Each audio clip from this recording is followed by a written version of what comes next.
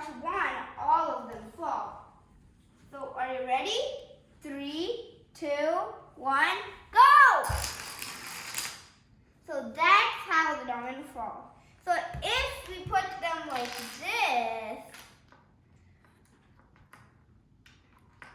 they're all gonna fall on each other. So if you don't want them to fall like that, just put them like how I did it. So when you put the dragon on the back, when it falls, you'll only be able to see like this. You won't be able to see the numbers on the back. So when dominoes fall, it is called a domino effect.